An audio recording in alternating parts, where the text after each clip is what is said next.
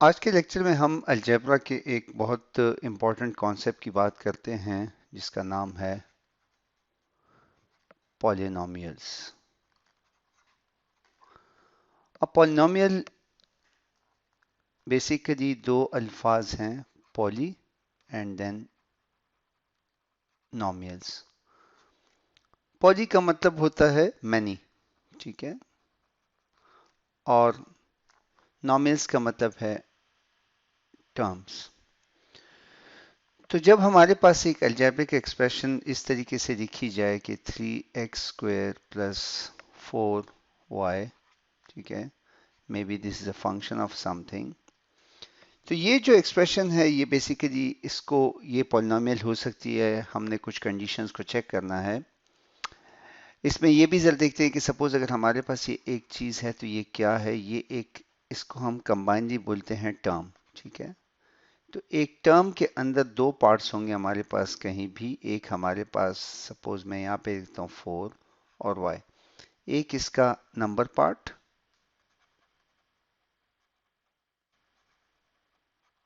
या जिसको technically coefficient कहा जाता है, और दूसरा इसका वेरिएबल पार्ट होगा। ये एक टर्म इसको कहते हैं। अब पॉलिनोमियल्स सिंगल टर्म भी हो सकती है और पॉलिनोमियल्स में कई टर्म्स मिला के भी हो सकती हैं, ठीक है।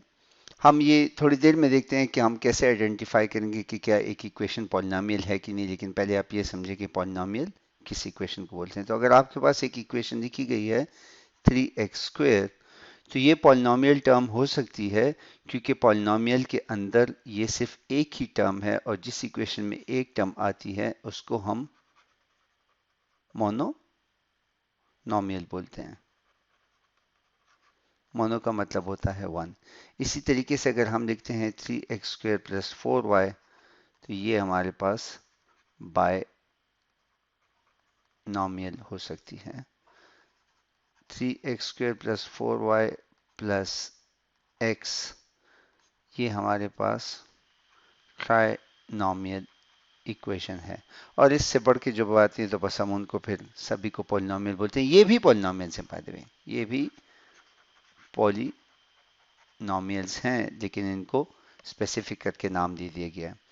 अब एक इक्वेशन में मैं आपसे सपोज अगर पूछूं कि कितनी टर्म्स हैं, तो अगर मैं ये कहूं कि 3x square plus x plus 5, अब ये इक्वेशन,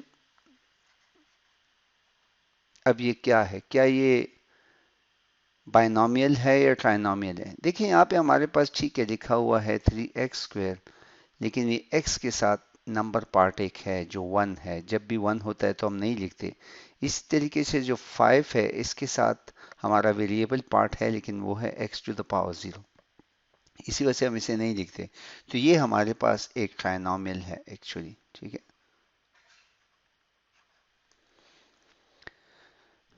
अब हम देखते हैं कि एक इक्वेशन कब पॉलिनोमियल होगी और कब उसको हम पॉलिनोमियल नहीं कहेंगे। तो आप ये याद रखें कि पॉलिनोमियल उन इक्वेशंस को कहा जाएगा जिसमें एक्सपोनेंट, जो पावर होगी वेरिएबल की, exponent of variable is a positive integer. मतलब ये है कि 0 1 2 3 अप टू जाते जाएं, जहां तक भी जाए इसमें से कुछ हो।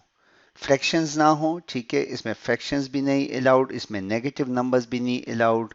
तो आपके पास x की पावर 1/2 नहीं हो सकती, आपके पास x की पावर -2 नहीं हो सकती, ठीक है। तो अब अगर आपके सामने एक इक्वेशन दी जाती है और आपसे कहा जाता है कि आप चेक करें कि क्या ये पॉलिनोमियल है कि नहीं है, तो इसके लिए हम प्रैक्टिस करते हैं कुछ एग्जांपल्स देख के। सपोज करें कि पहली इक्वेशन मेरे पास गिवन है -3x square plus 4x plus 11। अब यहाँ पर देखें इसकी पावर 2 है, पॉजिटिव इंटीजर, इसकी पावर 1 है, और यहाँ पर अगर हम x पावर 0 डालें तो ये हमारे पास एक पॉलिनोमियल इक्वेशन है, क्योंकि वेरिएबल्स के तमाम जो एक्सपोनेंट्स हैं वो या जीरोस हैं या वंस हैं। अगली इक्वेशन है 7x3 माइनस 4x5। आप वेरिएबल पार्ट्स को देखें, इसका एक्सपोनेंट +3 है, +5 है, तो ये भी हमारे पास एक पॉलिनोमियल है। ठीक है, इसके बाद हम एक इक्वेशन को देखते हैं कि 5x³ plus 2x minus 1/x। अब ये जो 1/x है, ये एक टर्म मिलके इस पूरी की पूरी इक्वेशन को पॉलिनोमियल की डिफिनीशन से हटा रही है। क्यों? क्योंकि x जब ऊपर जाएगा तो -1 हो जाएगा। मतलब ये कि इक्वेशन यूं है plus 2x minus x power -1, और पॉलिनोमियल के अंदर नेगेटिव नहीं हो सकता, तो इट्स नॉट अ पॉलिनोमियल।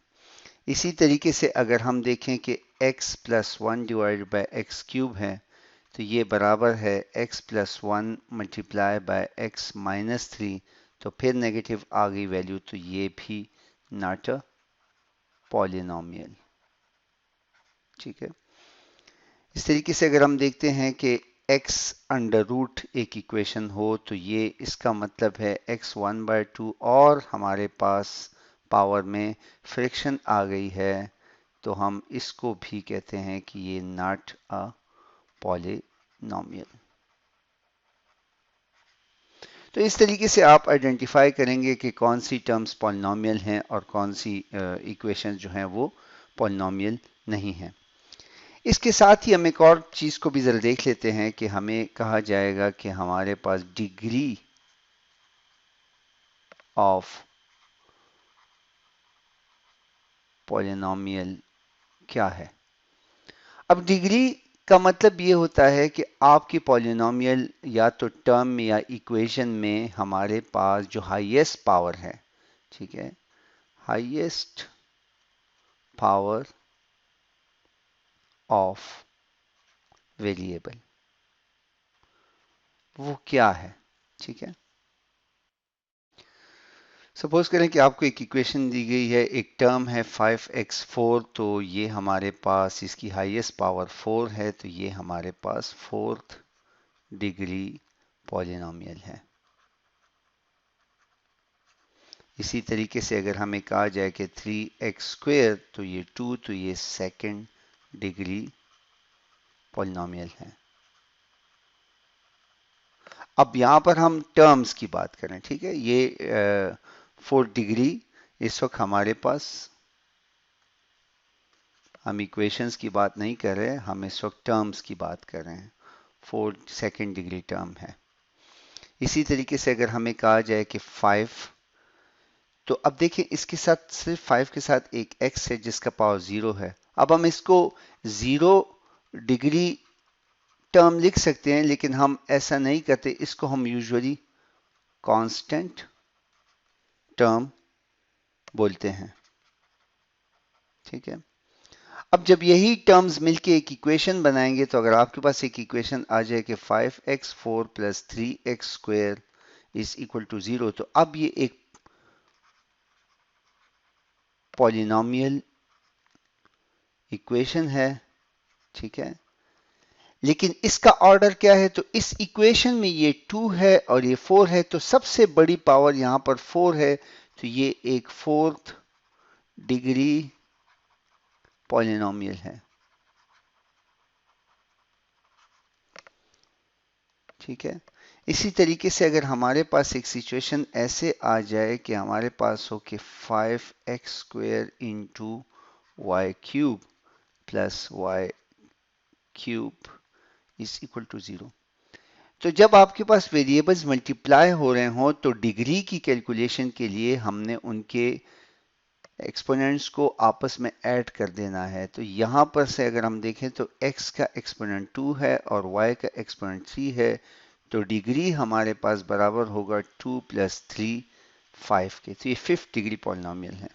ठीक है, तो ये इस तरीके से हम किसी भी इक्वेशन के पॉलिनोमियल को के डिग्री को हम कैलकुलेट करेंगे। डिग्री का क्या फ़ायदा है, डिग्री से आपके पास ये आ सकता है कि नॉर्मली जब हम इक्वेशंस को एक दूसरे के साथ इंटरेक्ट करते हैं, तो हम किसी भी टर्म्स की सेम टर्म्स को हम आपस में, जैसे अगर मेरे पास एक इक्वेशन है कि 5x² plus 7x plus 3x plus 2 is equal to 0, तो देखिए हम कहते हैं कि हम 3 और 7 को आपस में ऐड कर सकते हैं। किस वजह से? क्योंकि इनकी डिग्री सेम है। ठीक है, तो इस तरीके से आपको एक इक्वेशन के लेवल को आइडेंटिफाई करने का पता चल सकता है। देखिए अगर हमने कहा कि इसकी डिग्री 2 है तो हम कह सकते हैं कि एक क्वाड्रेटिक इक्वेशन है, ये क्यूब को रिप्रेजेंट कर रही है, एक स्क्वायर है। तो यहाँ से हमें इन बातों का भी पता चलता है। तो डिग्री के कई फायदे हैं। फिर दूसरी बात यह है कि याद रखें कि आप जब भी किसी इक्वेशन को लिखेंगे तो आप कोशिश करें कि आप उसको डिग्री की बेस के ऊपर लिखें। मतलब ये कि डिग्री आप हायर से लोअर की तरफ लिखें। मतलब ये है कि अगर आपको एक इक्वेशन दी गई कि 5x3 plus 7x² plus 6x5 plus 13x7 plus 3 is equal to 0, तो इसको असल में आप जब सॉर्ट करेंगे तो ये 13x7 plus 6x5 plus 5x³ plus 7x² plus 3 is equal to 0, ये इस फॉर्म में लिख जाएगी। और ये सॉर्टिंग भी हम डिग्री की बेस के ऊपर करते हैं। तो डिग्री में आपको आगे कई जगहों पर हेल्प आ सकती है। आपने एक कोशिश करनी है कि इस स्टेज के ऊपर, मैं आपको एक्सप्लेन तो नहीं कर रहा, दूसरी वीडियो में हम एक्सप्लेन कर देंगे कि ऑर्डर एंड डिग्री में फर्क है। ठीक है, जब हम कहते हैं कि ऑर्डर ऑफ एन इक्वेशन, तो वो बेसिकली ऑर्डर ऑफ पॉलिनोमियल नहीं होता, ये गलत बात है। ठीक है, ऑर्डर यूज होगा कब? जब हमारे पास डेरिवेटिव्स होंगे। आपने चूंकि डिफरेंशिएशन इंटीग्रेशन अभी नहीं देखी तो इस वजह से मैं इसको एक्सप्लेन नहीं कर रहा, लेकिन लफ्ज ऑर्डर आएगा डेरिवेटिव्स के साथ और लफ्ज डिग्री आएगा पॉलिनोमियल्स के साथ। ठीक है, डिग्री आएगा पॉलिनोमियल्स के साथ। तो ये इनकी ठीक फॉर्म्स हैं।